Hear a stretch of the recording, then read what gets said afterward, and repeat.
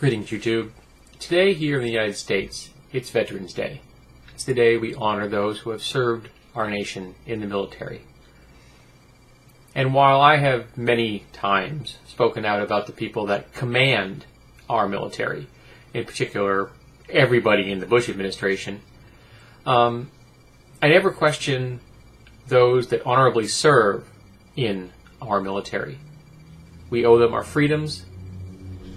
We owe them a debt of thanks that can never truly be repaid. There's a long history of military service in my family.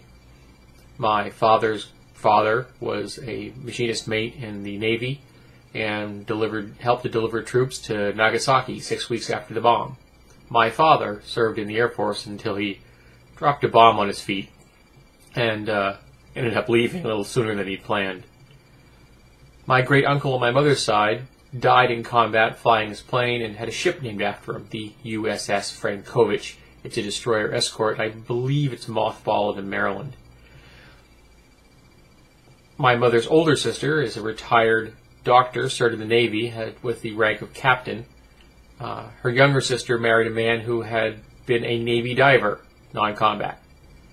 And all three of his children served in the military, Air Force, Navy, and Army. So there's a long tradition of military service in my family. I did not serve.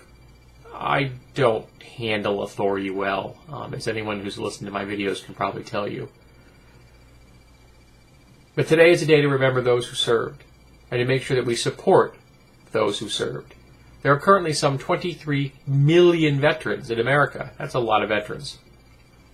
I believe that only 8 million of them are currently registered with the VA system, the Veterans Administration, as being part of the process, using the VA's options, medical support, therapy, what have you. The rest of them have not chosen to do so. And a recent study has shown that in California, I don't think this is a national study, it was just done in the state of California, that the death rate amongst veterans here at home is actually higher than the death rate of veterans in actual combat situations. That it's related to suicide and to risky life choices. That it seems that a lot of the veterans are trying to cram as much living as they can into life to make up for what they lost, or coping with things that they don't know what to do with. And in the process, they're putting themselves at risk to car accidents, drug overdoses, things like that. So we're obviously failing our veterans, and we need to make sure that we support them. We need to make sure that the VA stays funded and that we reach out to every single veteran out there.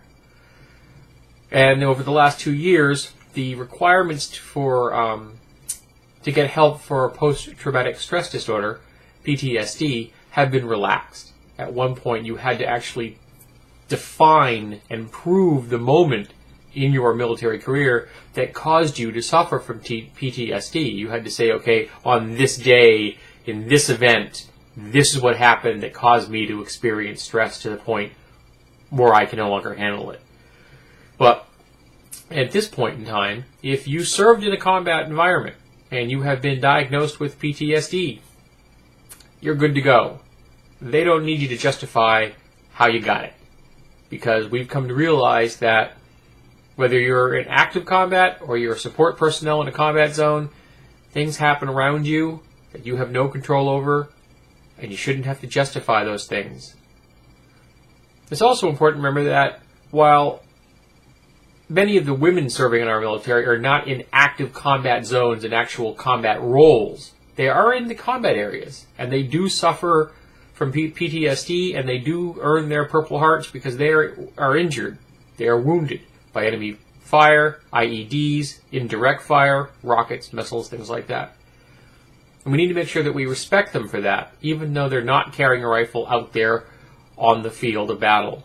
They're still serving our country, and they're freeing up roles so that others may serve in their stead. I'm hoping someday that all roles in the military will be open to all people, regardless of their sex, gender, or orientation. But today, it's a day of thanks. It's the day to look to the veterans around you and tell them, you've served our country. Thank you. I appreciate that.